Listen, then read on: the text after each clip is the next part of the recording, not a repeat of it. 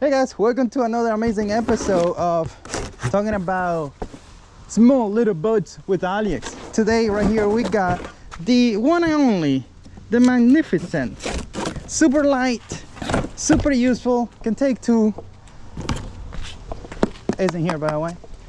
This is the LITE Air. The reason why I'm excited about this little skiff is because it could take a 9.9 and it looks like you could also paddle it like a kayak. Let's see what's inside box number one. Ooh. And what's extra cooler about this thing? Look at this.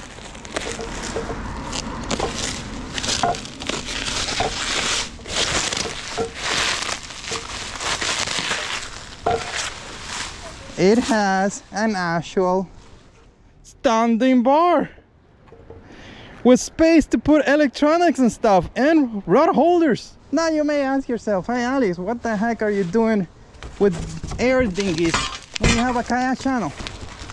Well, I've been on this never-ending quest of finding the perfect craft for the perfect situation. We don't have a tandem kayak here that I could literally take my grown-up kid with me. He's only 13, he's not grown up. But I need something that is light, that I could just put on the bed of the truck, and it's just one vessel that I could take with me on the water and take him and have fun. Like the other day we went to the Keys, we took 2 kayaks and it was a pain just to set that up. With this air dinghy, I don't know, maybe the ticket. Let's find out. Ooh, this is what's gonna hold the cooler, guys. Look at this. You would just strap it down to the deck of the boat and you will put your 45 jetty cooler or whatever you like. This thing is huge. Look at this. Could hold a nice cooler. What's behind door number 3? Let's see. Oh, I think I opened this box before. This is heavy though. Let's bring it down. So there's no issues here. Boom. Look at this, guys. Let me have my address. Boom. Nice. I'm not gonna be putting this today, and the reason for that is because it's Sunday, it's late on the day, and I want to inflate this, set it up and take it on the water. And tomorrow we're driving to ICAST, to Orlando, for the ICAST show. I'm gonna be dropping this video the day ICAST start, because this is, I mean, these people didn't go to ICAST, but this is ICAST content, guys. This is amazing stuff, right? Well, from the looks of it, we'll find out if it's really amazing. By the way, guys, I did not pay for this. It was sent over for me to make videos for you guys, as most of the products that we get on the channel nowadays. So I'm not gonna be making anything up, because really this is like a $2,500 setup, and I get kayaks from Old Town that are worth double that. Like, you know, I don't need to lie to you. I just tell you the truth, what I think to be the truth. Now let's go ahead and unbox this front piece right here.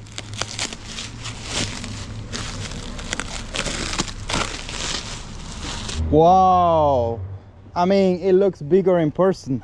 It's a little heavy. I should weigh each component and tell you how much they weigh. So the beautiful thing about this is that it goes on the bow, right, of the boat, like so, and you could put in bases to take trolling motor, power poles, camera mounts, whatever the heck you want to do with it. You could do it as a solid piece of aluminum, stick, and it's epic. Just with this, you could turn an inflatable into a mean fishing machine. Now, talking about the inflatable, I think it's time that we unbox it, right? Let me put this back here. Boom, boom, boom, boom, boom. It's a little heavy. So when you buy the LITE Skiff Air, it comes in 3 pieces, like you saw, 3 packages. One for the standing bar, one for the front piece, adapter, and the skiff itself, which it is inside this box. And boom, let's get it out of there. Let's see what we got inside the box. Pump. This is a manual pump. I don't know about you, but I'm not gonna be pumping manual unless you are a workout junkie and you don't want to go to the gym that day for whatever reason. Be my guest, try to fill this up to 15 psi. The floor of this dinghy is 15 psi. Just pump it up and let me know how you feel. That's gonna be your workout for the day. What I recommend is that you use an electric pump, and I just got this one from Amazon. They sent it over for me to make videos for YouTube, and so far it's working great. I'm gonna link it down below if you want to buy it. Now, inflatable and a sharp knife, big deal. This is a dollar store knife. It's not gonna do anything, but I do need space. Move that out of the way. I think what I want to do, really, I need my knife back. Where are you? I'm gonna open this up here. Why? Told you it's a dollar knife. It's not even gonna cut.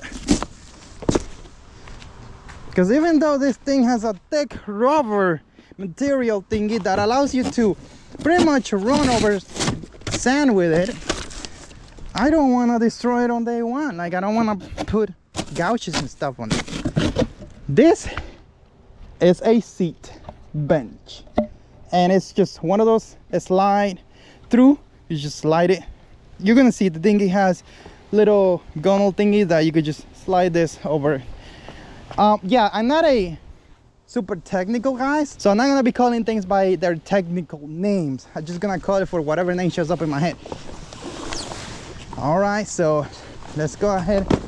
Ooh, this is nice. Whoa, this is very nice. It looks way nicer in person, let me tell you. Boom. It's unfolded completely. Sweet macaroni. Look at this, guys. This is nice, dude. Ooh. You have backup material here in case something happens. That's sweet, man. All right, this is the carrying bag. You could go ahead and deflate this completely. Not this, that, and put it in the bag. I'm gonna do that later. Maybe I'll pack it up again, take it down the keys in the package, and then show you, kind of like show up on location, take it out of the bag, inflate it, and be on the water and time it and show you how long that takes. This is the floor, 15 psi. I'm sweating, dude. Like, it's hot here. My glasses are like, look, not kidding you. It's like literally water dropping. I'm gonna go ahead and find the inflating pump, and that's how we're gonna inflate it because it's hot. You know how I do things here in this channel? I don't play around. So this is the mighty Delta 2 power bank from EcoFlow, and this is the Amazon machine that I was talking to you about. So the cool thing about this machine, it even comes with this adapter that you're able to inflate your tires. So it's kind of one of those things that does it all. And the other cool thing about this machine is that it screws in. See, deflate, inflate. Today we're gonna inflate, and it just screws in, which is very nice. By the specs, each tube could hold up to 3.5 psi, and the center piece up to 15. It is hot, air could expand, all that stuff, so I think I'm gonna inflate each tube to around 3, and that one maybe 13, probably around that. And this thing, of course, is gonna make a sound, so I'm gonna just speed up the whole process. Bro, it's so hot. Just realized this thing even has a light. Boom, light. Sweet. It's on. Okay, 15 psi is too much. Gonna start with the tubes first, and might as well start here. Look at this, it has 1 chamber, 2 chamber, and I'm assuming we'll have the same on the other side. So let me take a look at the pump, see what sort of connector it uses. This ring here looks like it's too big for it, so let's do that. Okay, let's see if this works like this. If not, we'll improvise. It seems to be working. Now it's 3.5, not like 27, so let's bring it down to nothing like having machines do the work for you people, huh? Let's hope that it's still the same 25 years from today, and it's not humans doing the work for the machine. Man, this is so cool. I'm loving that Amazon machine. This is one session right here. Now it's gonna pump it up. It also comes with a repair kit. Those bulbs may get a little loose over time. You could tie them up with this key. You also inside have some glue and some repair patch.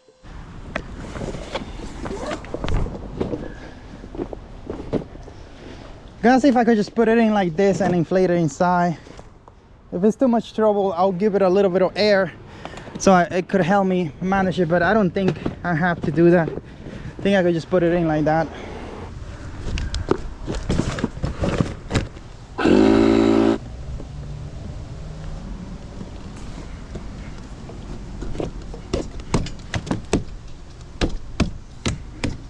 Whew. All right, so the standing bar will go like this with the rod holders facing towards you. One thing is that I don't have all the straps that you need to set this up properly. I'm waiting on a package. I just wanted to get it ready to go now today so I could take it on the water and do a water demo and add it to this video. So I'm going to install this a little different than what the instructions call for, so bear that in mind. I would recommend you go and follow the instructions and get all the pieces, everything that you need to make this work better. Okay, that one is done there. Okay.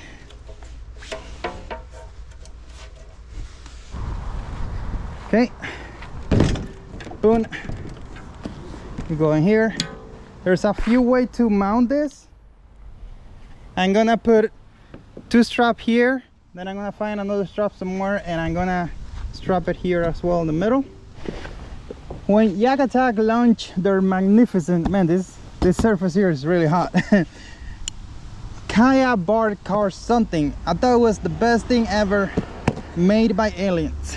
But then they launched a Bongster, and I've been using the Bongster ever since. Luckily, thanks to my friends at LITE Air, I'm gonna be able to use the Bongster again. Check this out, guys. You see that?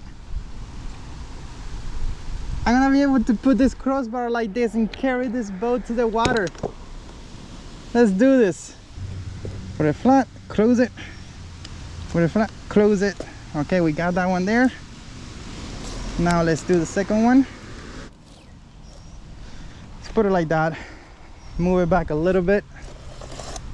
There you go. Okay, oh my god, lifting it from the back is like weightless. Okay, let me move it up a little bit so it's more like a line.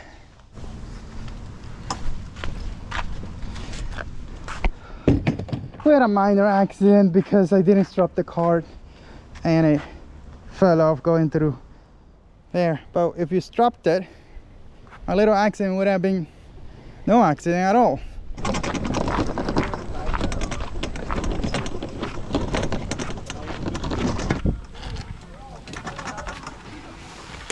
Okay, that's working.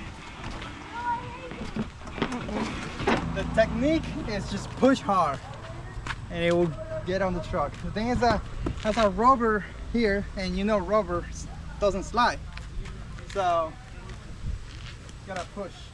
All right guys, today was a failure. Was it? Well, anyways, gas motors, I don't know, they're not my friends. This thing just gave me some issues today. This 9.9 for mercury.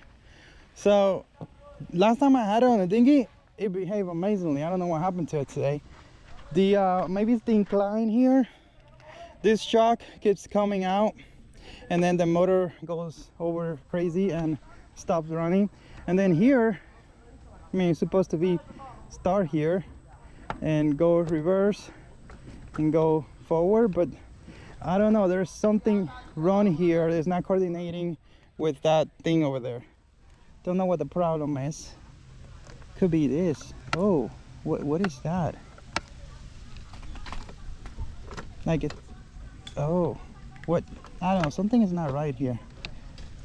This is the reverse thing. I don't know. I'm gonna take it for service and then we'll see what's going on with it. Let's take a moment now to give you a full walkthrough of this watercraft. This one is the LITE SKIFF Air, and it's light because it's air, and it's air because it's air. Basically, you got 1, 2, 3 chambers plus the one over there. Wait a second, 3 chambers in total. These 2 inflate at the same time, and then that one over there inflates by itself. And then you have the rigid deck. The PSI on these 2 are 3.5, and on the bottom over there it is 15. Now here on the front it comes with this deck, and I couldn't even get to use it here in the water because the current was crazy. I was just fighting to get back, so I couldn't use it. But this deck, you could definitely stand here, and then on the water it will be totally fine. I mean, literally you have a lot of space. But you could also put an auto boat unit right here. If we move to the middle of the craft, look at this. You got a nice stand-up bar, which has a lot of space to put a giant cooler here. So this is like your normal skiff-like type of stuff. I was able to paddle it with 100-pound plus of motor in the back, but it was hard fighting the current and everything. But I think once you remove the motor, right, and you're not paddling against the current, you should be fine. It's not that wide. This thing is not that ultra wide with the pontoons, and I think it's like 40 something inches. I'm gonna put the specs on the screen, and it's 13 feet long. Look at this, 2 persons, 10 horsepower, 880 pounds. It tells you the PSI for the floor and the tubes. This gas motor, 10 horsepower, I don't know, maybe I'm overkill for this. It's very heavy. I hear from other people that you should go 6 on inflatables, and I agree, because the whole point of this inflatable is to be able to just bring it down here and get on the water and leave. Like, you don't even need a boat ramp, right? And handling this motor wasn't easy at all. I'm tired just of handling, so I would either go for a 3.5 electric or get a 6 horsepower gas if you want to go a little faster. The price is not bad. The accessories that it comes with are really good.